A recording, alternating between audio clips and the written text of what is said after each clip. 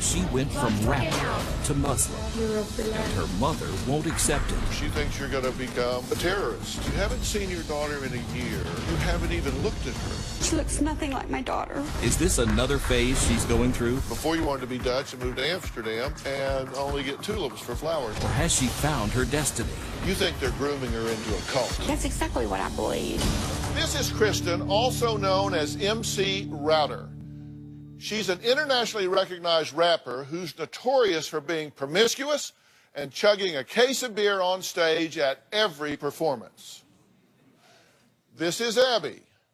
She's a devout Muslim, speaks fluent Arabic, doesn't drink alcohol, abstains from sex, and prays 5 times a day. Now, it may seem like they have nothing in common, right? Well, they do. Actually, they are the same person. Almost 2 years ago, Kristen converted to Islam and changed her name to Abby, actually Abada.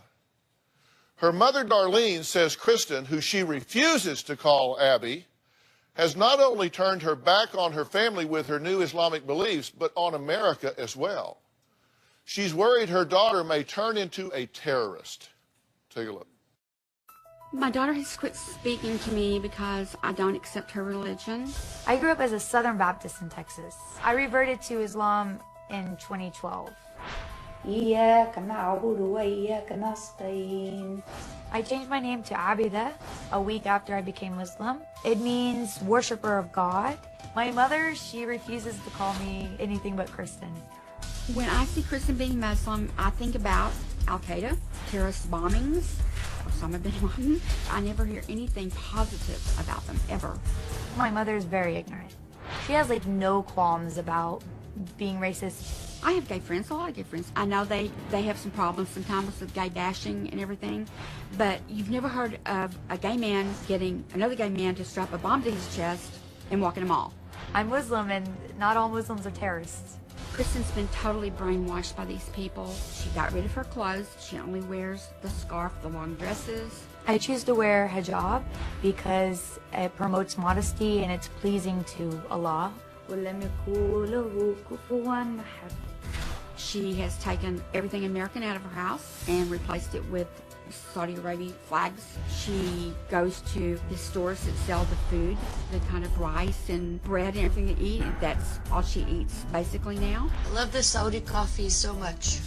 I think that they have a hidden agenda for her because of the way things are progressing so quickly. She said they buy me expensive stuff. They have lambs slaughtered for her and bring to her a whole lamb, like chopped up, for her to eat.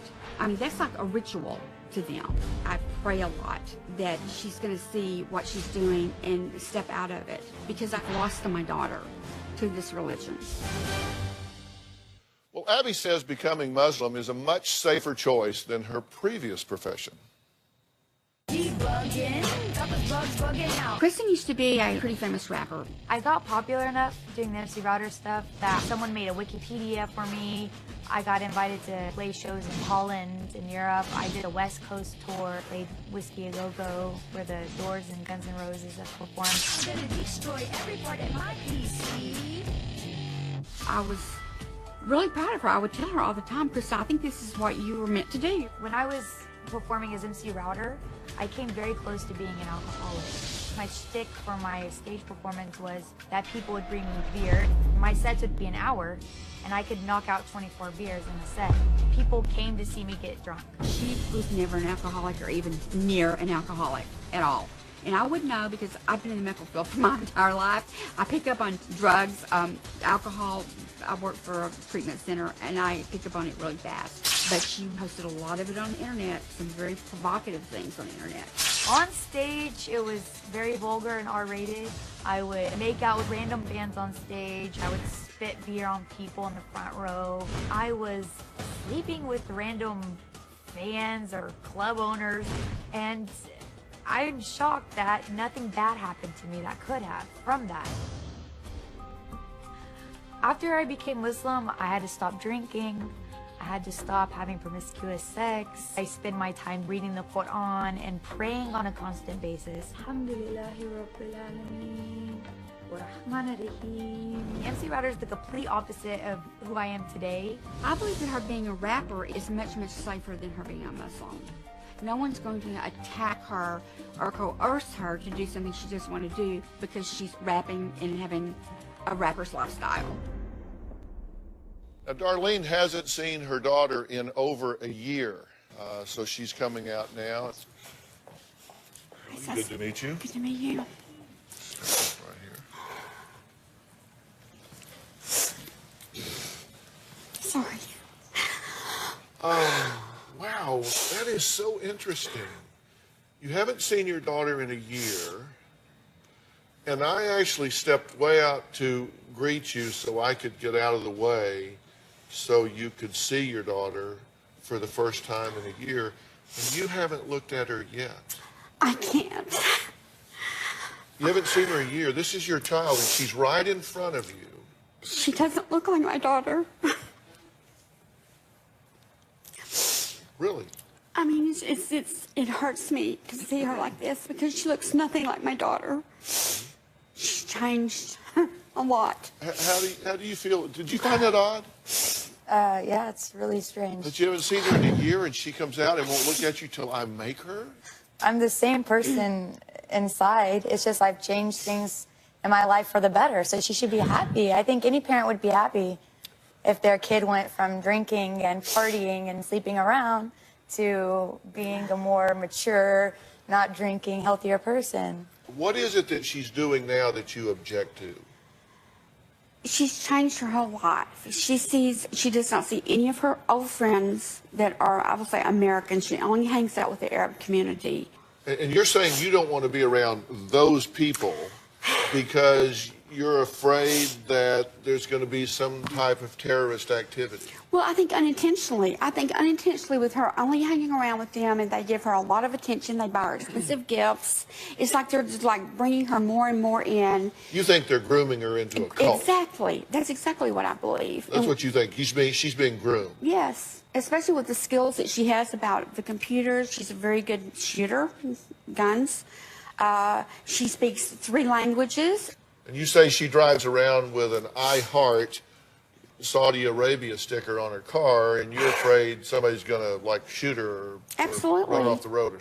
All right, well, here's what she says. She says that you have turned your back on America. You've taken down the American flags, now only Saudi Arabia flags. She says that you say Islam is 110% conviction where you need to be in your beliefs, and she's concerned you've gone too far. What do you say to her about her fears? She thinks you're going to become a terrorist. I mean, are you?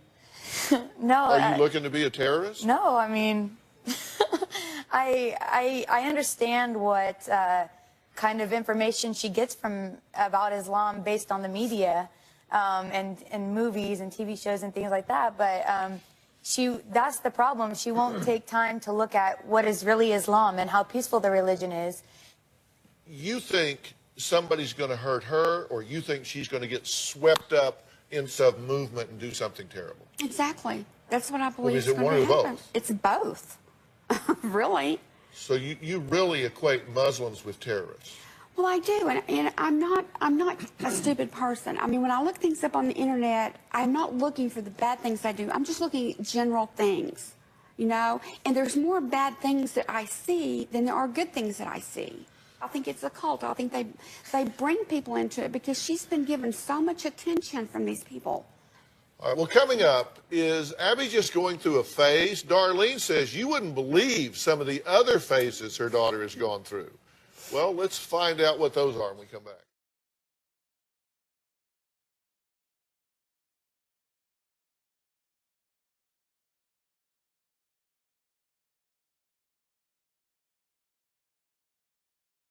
After I finish school in a year, inshallah, I plan to move to Saudi Arabia. The Saudi government requires a lot of medical exams, a lot of legal paperwork, and I've done all of that. I already have all my ducks in a row for any time that I want to go over there. I don't plan or see myself coming back to the States.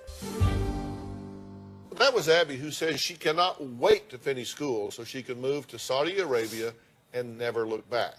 Now, her mother, Darlene, says she is terrified her daughter may be brainwashed by her new friends, and that she prays this new religion is just another one of her many, many phases. Take a look.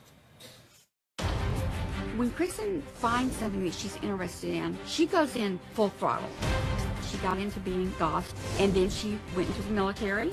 She started swing dancing. Then she became a rapper. Then she got interested in Dutch people. She learned Dutch. She speaks Dutch fluently. She changed her name to Chris. I think it's Crystal. It's K-R-I-S-J-E. Her car was covered in I Love Dutch Boys. She went to specialty places and bought all Dutch food. When Kristen converted to being a Muslim, I didn't think too much about it because she's gone through so many phases. But my worst fear right now is that this Muslim phase that she's going through is not a phase. Assalamu alaikum. And that she's going to do whatever she has to do to get to Saudi Arabia so she can believe that she's really Muslim. I think she's lost her identity.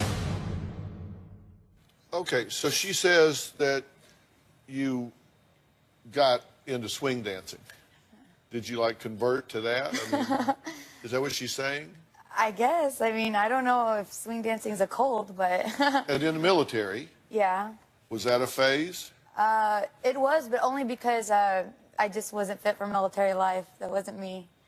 And then music and rapping. Yeah. You just all into that. Yeah. But the thing about it is that these things aren't really phases. I think they're experiences, and I still speak Dutch on a daily basis. I talk with all my Dutch friends. So now you want to be Muslim and you want to move to Saudi Arabia. Before you wanted to be Dutch and move to Amsterdam and only get tulips for flowers. Are you kind of a all or none sort of girl? I'm all or nothing. I mean, whatever it is, I'm all or nothing.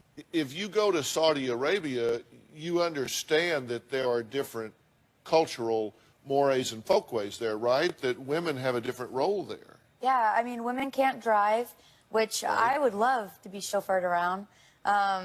You know, I hate driving. I mean, there's a lot of less freedom for women, but I don't mind that because people from Saudi Arabia, they come here and they get to have freedom. They get to do whatever they want. But me, I've already done everything, right? I've already went through all these phases or whatever, and now I'm ready to straighten up my life. Well, here are the rules for women that we've been able to determine from research and talking to folks. You can't drive. Okay. You can't be alone with an unrelated man who is not a sanctioned relative. Okay. And you don't have any relatives over there. So that means you cannot be in the presence of any men alone. Unless I have like a wali or something, like someone on my behalf to be my guardian, like an imam or something who can act as my wali. You can't travel alone without the approval of the male guardian. Yeah. You can't sponsor a non-Saudi husband. You can't visit a graveyard. You can't attend Friday prayers in a mosque unless there is a women's section. That's to protect the women, though. That's why we dress modestly, so men don't look at us in a sexual way. So when they tell you can't go to the mosque and pray, it's better for the women to pray at home, actually. What is your tattoo on your hand here? It says Geek Life. Geek Life? Yeah. Yeah. What does that mean? Like, you know, like gangsters, they get like thug life, you know, because they're thug. Well, I was on tour, and I wasn't very thug, so I was like, well, I'm a geek. I, like, do computers and stuff, so I don't know. I was stupid. No. Really young. Show him she also has a Christian tattoo. What do you think a Muslim's going to do when they see a Christian tattoo on her? Will there be problems with that? Or Show it to us. The Islamic community in my city, they reject me a lot. I get talked to pretty harshly by Muslims in my community because of my tattoos. The only problem is that I got them a long time ago, and they're really expensive to remove. And I've tried to save money to remove them. I just can't, and there's nothing I can do about it. It's really expensive.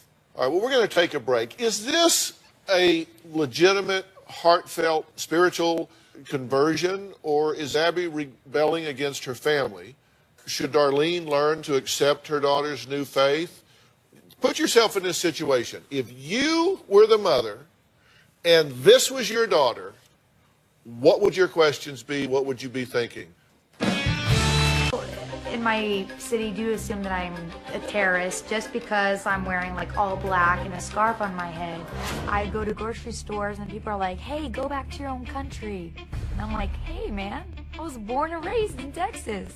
I think the general public is very racist towards Muslims. Well, Abby says since converting from Southern Baptist to Islam, she's experienced racial profiling. Her mother, Darlene, says that's what she gets for wearing her religious garments in public. Her mother also says she is the perfect recruit for any terrorist organization. She says her daughter's smart, fluent in 4 languages, a sharpshooter with the military training, and easily manipulated. Has anyone tried to influence you in some way to be disruptive to the American way of life or capitalism or? No, I've never even had a conversation about any sort of politics or anything with any of my Muslim or Middle Eastern friends. How do you feel about America? Well, it's a good place. The education here is really good. I really don't like America that much. I mean, I appreciate the freedoms here and stuff, but it's not my cup of tea. Yeah, what about it bothers you? I don't know. I think I like being around like old culture and traditions, and I think America is just kind of a big melting pot, and there's not a whole lot of tradition here.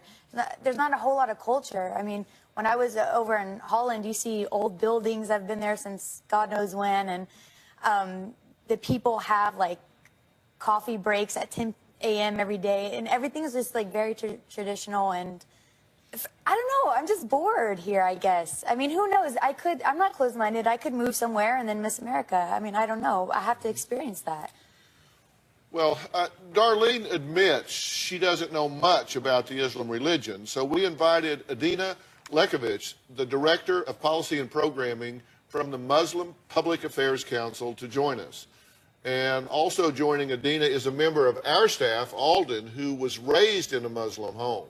Adina, let me start with you.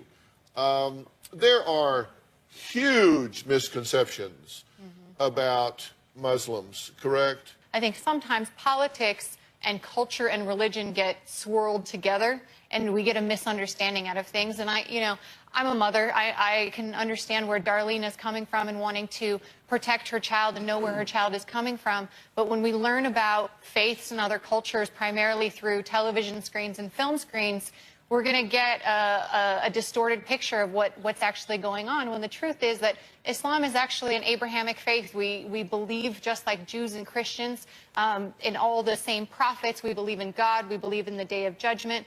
Truly, Islam is about believing in God and doing good in this world towards all people, not just Muslims, but serving all people. And you are not as covered as she is. Why is that? Because the hijab, or any form of covering your hair or your body, is a symbol of modesty. And every woman has the right to choose in her own way how she practices that. And in fact, the vast majority of Muslim women in the world don't wear any kind of scarf.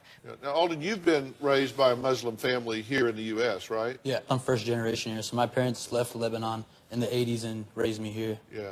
People usually think if you're Islamic, you're anti-American. But there's so many Muslim Americans here, and we've assimilated into the culture. Like she said, not everyone would wear the headscarf, and my mother doesn't. No one in my family does. And if anything, the moral values they've taught me is that of empathy, that of understanding, and that of just seriously just putting others before you and kind of not underestimating another person's battle. And that's kind of like the underlying statement there.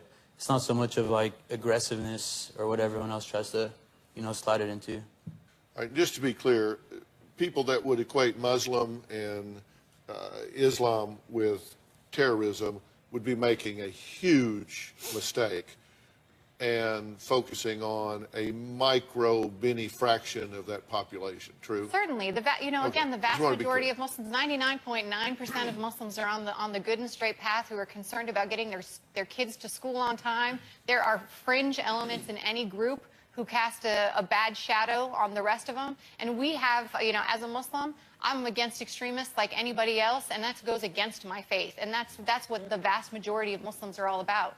Are you moving to Saudi Arabia? I plan to. I've sent in some applications to some universities over there. Look, you understand she's an adult, right? Yes. So you can't dictate what she does. Absolutely. You can only influence what she does. Have a dialogue with your daughter. She won't. Yes, she will. And when I try to talk to her, I want to learn about, you know, I mean, she doesn't want. That's not true. It is true. That's why we're not talking. But see, 80% of all questions are statements in disguise. And an awful lot of your questions are disguised statements, accusations, allegations, and indictments of her thoughts and decisions.